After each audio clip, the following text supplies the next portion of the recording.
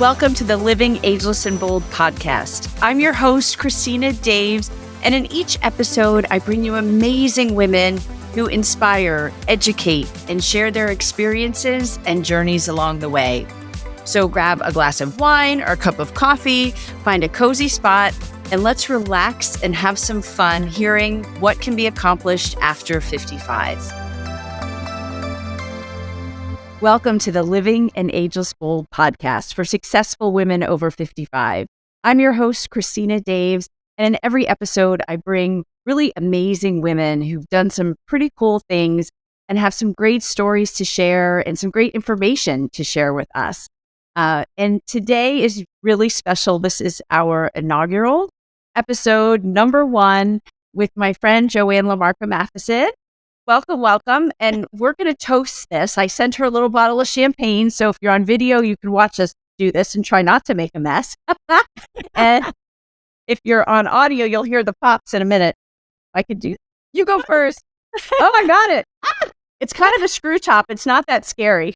Oh, that's good. You know what? You are much stronger than I am. So. Okay, there it goes. Oh, you're right. It is a screw top. It's just a screw top. That's really funny. I'm going to pour mine. Okay. So at least you can hear the pour. That's awesome. So cheers, Joe. Cheers to you. Thank you this so is much. Wonderful. And there's nothing like reinventing yourself on the back nine. So I'm all in. And I have to tell you all, I had a conversation with Joe. I had these ideas and she really was help me formulate this. She's like, Christina, go out there, be a spokesperson for women over 55. Nobody's listening to us. No one's talking to us. And I'm having so much fun lining up these guests and meeting amazing people, talking to amazing people.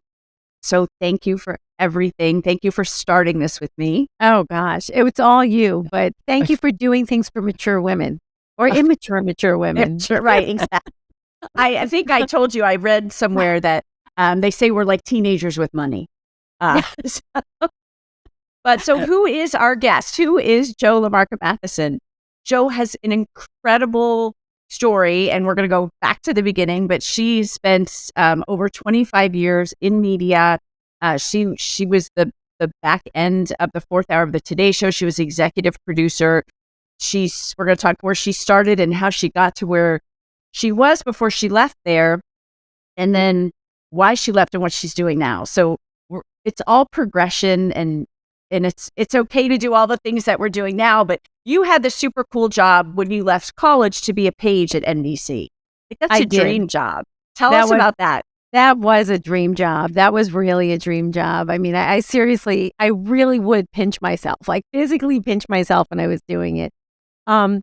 It was, so if you don't know what the Page program is, well, I don't know what it is now because it's changed and it keeps going through changes, but it was an 18-month program to get your foot in the door at NBC. And while you were there, I called it grad school without the work because you get paid like nothing. You do get paid. You have to have a college degree. But you get to, if you're unsure of what you want to do in television, but you know you want to work in television, it enables you to talk to anyone, to apply for assignments throughout the company and learn what different facets of the company does. So I worked in local news, I worked in ad sales, I worked in communications and publicity, I worked in marketing, and I worked on the Today Show, and I can't even, while you're doing it, you're seating audiences at all their live shows. So back in the day, a long day ago, I set audiences for Letterman and Saturday Night Live, and it was some of the most wonderful experiences. I mean, I remember walking into the Letterman studio. And David Sanborn, do you know David Sanborn? Oh, yeah. Yeah. Okay, good. David Sanborn was playing a song called The Dream.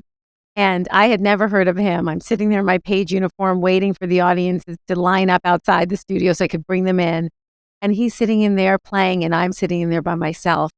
And I thought, this is a moment, just to listen, to have a private concert like this. Right. And stupid ignorant, young, but blissful young me said to him, I was like, do you have that song on an album somewhere? Because back then we had albums too, back in the day. Right, back in the day. And you didn't have a cell phone to record him while you were watching. Or Shazam him. Right, So right, exactly. I had to embarrass myself and say, excuse me, but is that a song I should know? And do you have it on an album? And Oh my gosh. and I haven't stopped listening to it since. But so paging was a wonderful way to get your foot in the door, and it still is, and it's very, very competitive. I think right now they hire 2% of the applicants, so it's a tough one. But the experiences I had in paging may have been some of the best experiences I've had in television. So did you get to sit in on SNL, like when you seated? Yeah. So and you've been like the good. Not that SNL isn't good now, but that's really when it. Like, who were the stars back then? Oh God, I guess it was. Oh, Like you're Belushi? asking. No, it was after Belushi, because Belushi was like with Gilda Radner, wasn't he? Yes, yes. And that was when I was a little. That was when I was little. Like I would watch SNL when I was, a teenager or a teenager, and think like, oh my God, those people are up in New York City so late at night. I was like, it's so weird. They're up in the middle of the night. And I didn't live far out of New York City, maybe 30 miles, 20 miles. And then all of a sudden I'm working the show and I'm like, oh my gosh, I remember when I was little and I used to watch and think, these people are so crazy. They're up in the middle of the night. But we got to go to cast parties after the show. And, they do a dress rehearsal. Right. So they do a dress rehearsal earlier. And then they take the best scenes from the dress rehearsal and put them in the show for the live show. So we got to see all of it, and in between shows we would get a bag dinner, which was always a great tuna fish sandwich, and we'd all just sit together and eat our tuna fish sandwiches and then go back to the show. But I think I was during like the Dan Aykroyd days, and oh my God, see, this is my menopausal 50-something mind. Dan Aykroyd. Who else was it back then? It was oh God, Jane Curtin, or is that earlier? No, that was earlier. Okay. Jane was with, oh gosh, it'll come. I'll just start blurting names in the middle of our interview. That's okay. It's all good. And it's so fun. We were on an NBC tour not that long ago, and the tour happened. They randomly take you by places, and it was the dress rehearsal. It was Alec Baldwin, and we got to see him rehearsing, which was so cool. That is very cool. That is very cool. So you're hanging out with stars when you're 21, doing that. And then you have to pick a job after your 18 months. So where did that take you? Well, what happened was I was very, very lucky. And I had started the show in August of 87. And in November, I'd started a paging in August of 87. In November, the Today Show. So when you start, they ask you, where do you want to land, or where do you think you want to land, or what are you interested in? And I wrote the Today Show, and now we didn't watch morning TV in my house. We didn't have a TV in our kitchen. We got out of bed, had breakfast, and rolled out the door. And so we never watched morning television. But of course, I knew all the characters of them because they were so famous back then, and there were only Channel 2, 4, 5. Right. 7, 9. You have 4 channels. Right. And you had to get up and turn the channel like manually. And so in November, the Today Show needed somebody to help file papers and run around the city and get visas. And so they asked me, if I wanted the assignment. I said yes. And I never went back to paging. Well, I would go back on the weekends. I would work SNL, and after the show, if there was anything at night, I would page at night. But so I really only did paging for August, September, and October, and then on weekends throughout like the next year. So I went pretty much straight to the Today Show, and then I was supposed to go on the Orient Express. Does that even exist anymore? I don't know. I don't know. I was supposed to go on the Orient Express, and they gave me the option of having a full-time job and not being a page anymore, because then your time runs out. But if I took the full-time job, I wouldn't be able to go on the Orient Express. And it's one of sort of my little private secret regrets.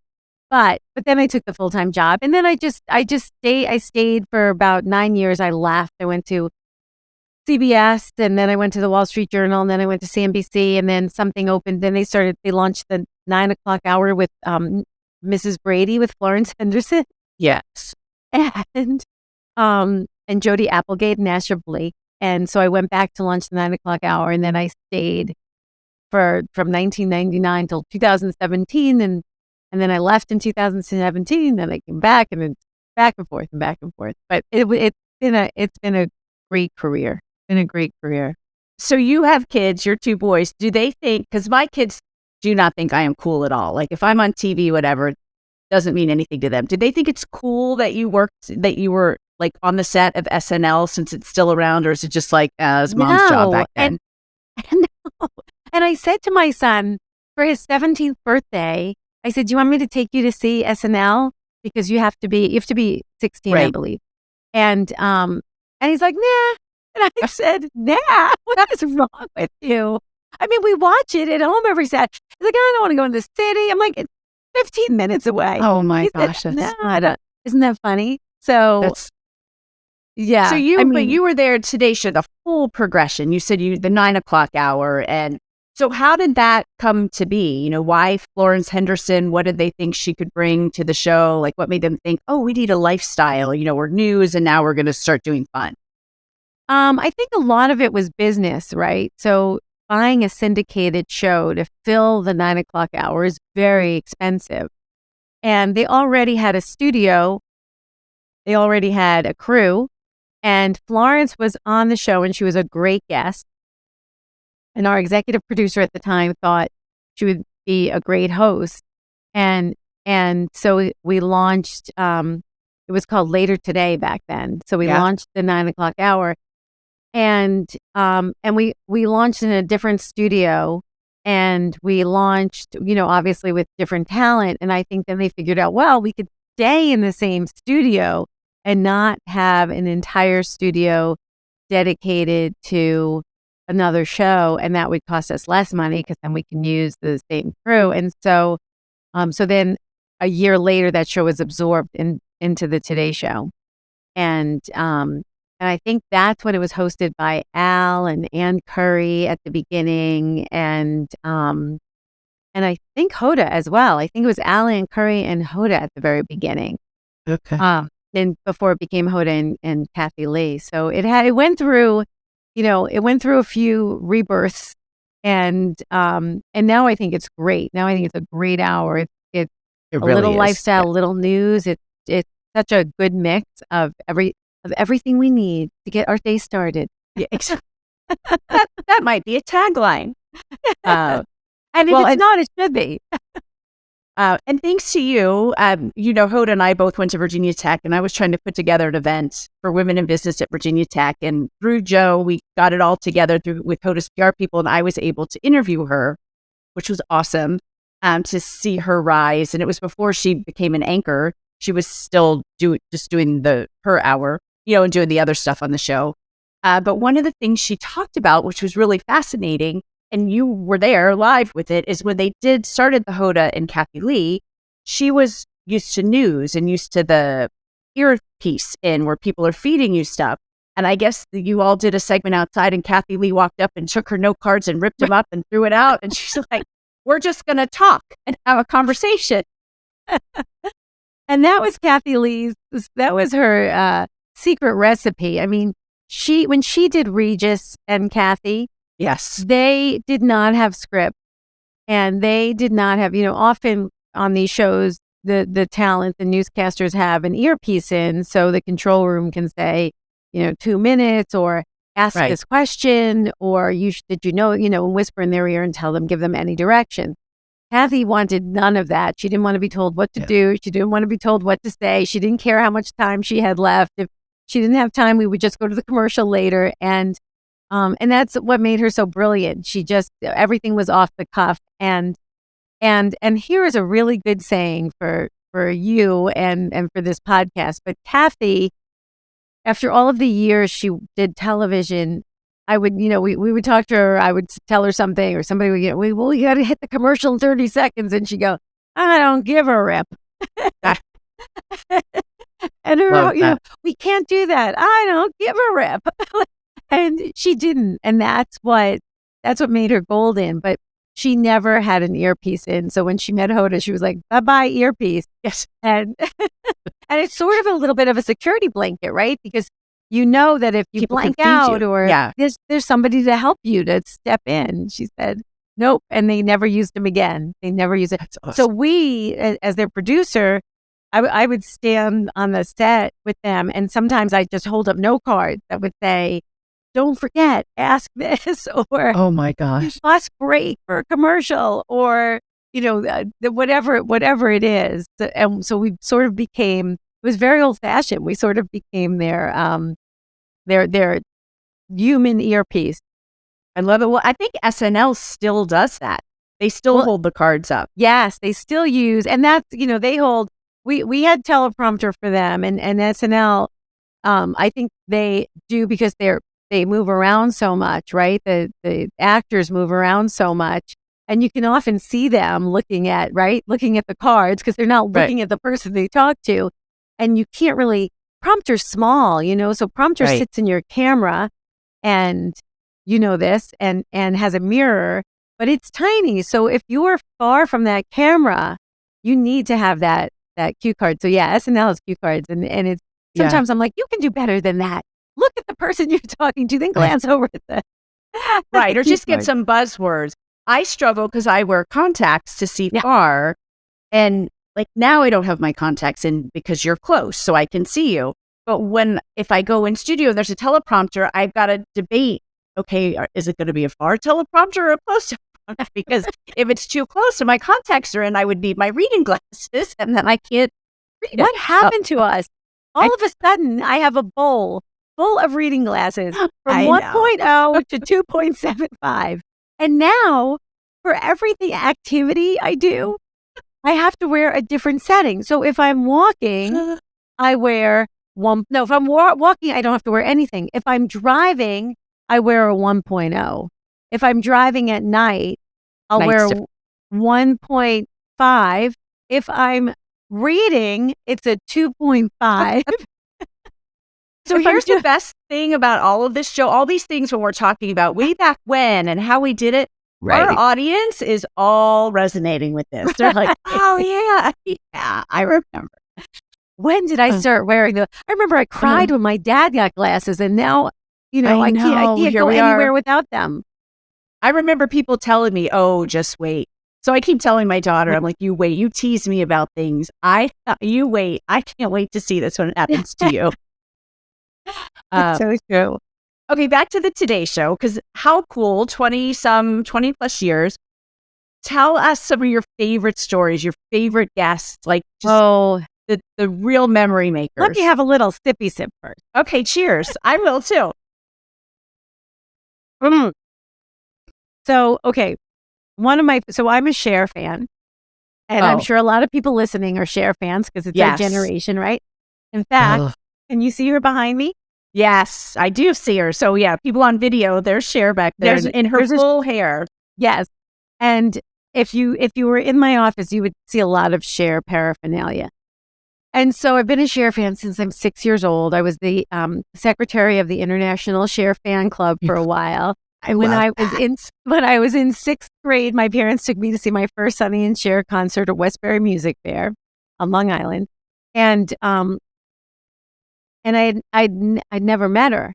And one day I'm working on the Today Show, but I'm still paging, and Cher was scheduled to be on Letterman. And the pages all knew that I loved Cher because everybody knew. And so they asked me if I wanted to work the door. And could you imagine? So that night, I can imagine now meeting Cher, let alone at being 20. I can't. This is why you have to put stuff into the universe. Right. My whole entire, I made her hair combs for her hair, and I made Sonny a keychain when I went to see their concert.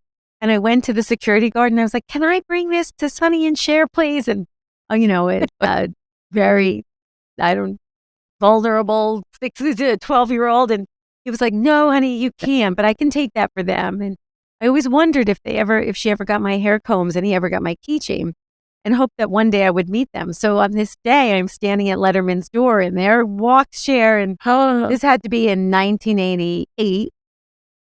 And so she walks in, and all I could do is just stare at her.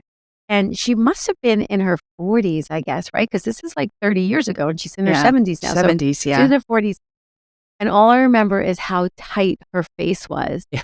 And not scary tight, but just tight. And I thought, oh my God. And she had a nose job, and I think she had her teeth fixed. And I really liked when her teeth were like not fixed. And I have a bad nose, and so I liked her nose. And I think that's why I liked her so much, because she was pretty and had a bad nose. And I was like, I could be pretty one day with my bad nose. And so anyway, I met her, and I brought a little cassette tape with me. I actually have it framed over here. I'm going to go get it. So I brought a little cassette tape with me to get her to sign my cassette tape. And she comes over. I said, would you mind? And she was like, no, of course. What's your name? And I'm like, it's Joanne. And she's like, with an E? I'm like, no, yes, J. No, how do I spell my name? In my head, I'm like, J-O-E. No, it's not J-O-E. It's J. And I was like, I don't care what you write. I'm so happy you're signing my thing. And People magazine was snapping a photo, and she was very nice, very gracious, and she walked away. And about a couple of days later, I get a phone call from, and by the way, the golden rule is when you're a page, you do not ask for autographs. But this was a life's dream. Right. And if it meant losing my job, I was all in. You met Cher. You don't care. Cher, right? Yeah. And so anyway, so they took my picture, and they called me, and they said, do you mind if we put it in the magazine? And that's when I was like, oh God, lose my job or have all my friends from high school know that I finally got to meet Cher. I hope you did it. So I went for the photo. But she couldn't have been nicer. And then a few years ago, when Kathy was hosting the show, Cher came on with us, and I had developed this spin the bottle game, which was this just wooden game. And so we would play spin the bottle with our guests. And when it came time after the commercial break to play spin the bottle with Cher, they called me in, and I had a boyfriend who once bought me a sweater that once belonged to Cher from some store in LA. Right. And I wore the sweater just because. And so I wore the sweater, and she looked at the sweater, and she was like, that was my sweater, which was so amazing to me. But she could not have been kinder, nicer, easier to work with. I mean, there are a lot of difficult people I've come across in my career, and she was just one of and it made me so happy to know that she was one of the sweetest people. But, you know, you get to meet, I don't know if you watch The Americans, but I got to meet Matthew Rhys, and he plays the lead role in The Americans. And he was a bad guy. He was a spy. He was a Russian spy posing as an American. So I had him like choke me in a picture. And I mean, the celebrities are, most of them, 90% of them were amazing to deal with and so wonderful. But there was a 10% that made you want to quit your job. But that's people in life. Yes. Most people are nice. I did event planning in my 20s. I actually booked the Dave Matthews Band 2 weeks before they were on the radio. That's my big claim to fame. But when you're booking these people and you're there with them in their bus or whatever you're giving them, they're just normal people. I remember one guy had just broken up with his girlfriend, and I'm the only girl around. And he's like, oh my God, what should I do? And she's so mad at me. Well, and I was like, that's when I realized they're just people. They just work in movies or TV for a living. And, you know, I was doing event planning at the time. Yes. And sometimes people are just having a bad day, and you have to give them that. But or sometimes people are just jerks. Yeah, sometimes they're just jerks. Sometimes they're just jerks. But yeah, it's been fun. I remember Dave Matthews came. I guess they were doing SNL. And, you know, when you do SNL, you're a relatively new band that a lot of people haven't heard of. And so I sent one of our interns to go do the interview. 2 years later, I was like, what are you, a moron? You could have. And you could have sat there with Dave Matthews and those guys and, Joe, I took their rider and I said, "You're not getting this. You're not getting this. Who do you think you are?" So we all have those career mistakes. We do. But, the moral, I think, so I was a fashion major in college, and my whole life I thought I was going to be a fashion major, designer, something, or fashion buyer, illustrator. And my last year of college, I took a class in television, fell in love with it, never looked at the clock. And so I think the moral of my story, and probably so many other people too, I think about how many people really work in what they studied in college, and how you really have to follow what you love doing. And there's that saying, if you love what you do, you'll never work a day in your life. So true. Right. And so I think, when I guide my son, who is now 17 and looking at colleges and wants to study sports marketing, and I think, yeah, that's all wonderful and important because you love doing it. And hopefully you'll always love doing it. Right. But, I went to a school that had a program with FIT, and that was my plan, and it changed. And so, it taught me not to put pressure on my child or my children, and to just let them be. But I think it's so important that you love what you do, and it's like you, Christina, you are so good at this, and you didn't do this at 20. You did this. You did this when it meant something to you, because you can now, and you prove yourself when you're young. You do what you do what you love, but as you get older, you realize what's more important and to you, and what your purpose is. And your purpose, even with event planning, right, is to fill people's lives with some information or some, and that's what you're doing now with all the podcasts you have lined up. And I think that's what's so important about the second part of your life, is that I have a friend who came to me. She's volunteered in the schools forever, and now her last child is graduating, and she said, I want to do something with purpose, and I want to run a nonprofit, and I want to run a nonprofit maybe that has kids involved somehow. And so she's interviewing now, running, working for doing director development work. And so she, this part of our lives is about finding our purpose, right? And really doing what matters, because at the end of the ride, we don't come back and go, "Cool, I should have done, do my 20s over. I don't like that one." Yeah. I like what I did there. So I think what you're doing is so important, and talking to all of these women who found a calling after their young years, and now in their prime years, when I love you that, look our at life a prime little years. differently. Yeah, I mean, and share what you're doing now. And people are thinking, why would you leave the Today Show? That's got to be the greatest gig going. But you have bigger purpose too. Yeah, I mean, I left for a few reasons. One, because I felt like, okay, I've been doing this for 30 years of my life, and it's time to open a new door and have a new experience. But so that was one. I wanted to be with my family. I knew my son only had a couple of years left at home, and I wanted to be with him more. And I was going through menopause, and I didn't know it.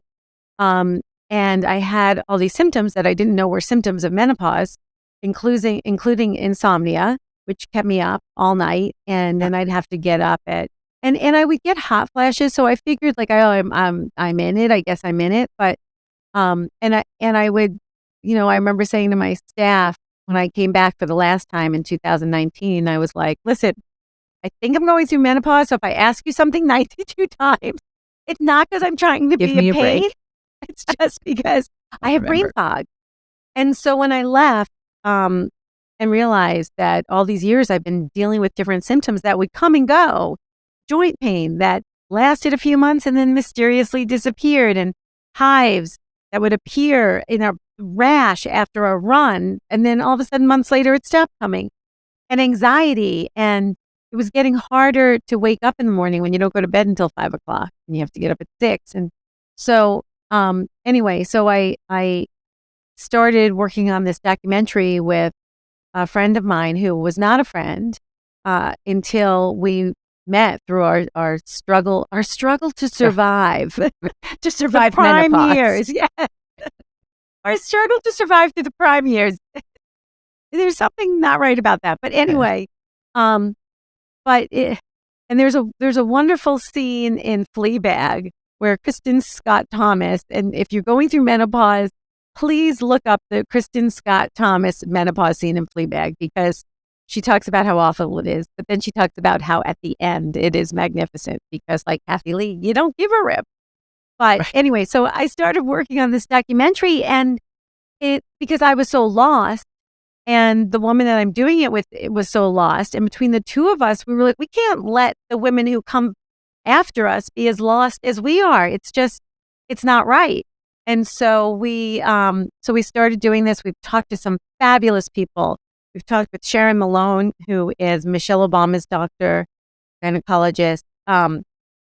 We've talked with Audra McDonald, the actress who posts very rawly about menopause. And we've talked to Dr. David Rosensweet, who believes in compounded HRT and why, and organic. And I mean, it's amazing what I've learned. It's really amazing. And I'm sure when you talk about Alzheimer's and dementia, a lot of our, I forget how many women, I forget what the ratio is, but more women have Alzheimer's and dementia than men. And it is because our doctors say, because we lose estrogen faster. So, men go through it too, but they go through it. We everything drops the minute we stop getting our periods, or the minute we get a hysterectomy. With men, it's just a slow burn till the end. But with us, it's like a boom. So they always have it so much easier with everything. It's just not fair. So anyway, so it's been such an education, and I love doing that. And I've been doing some leadership coaching, and I'm thinking about going back to school for human behavior. And it's amazing. But it's things that matter to me, right? I love doing the leadership coaching. I love talking people through their obstacles and helping them realize why they're not getting to where they want to go, and whether it's at work or at home or whatever.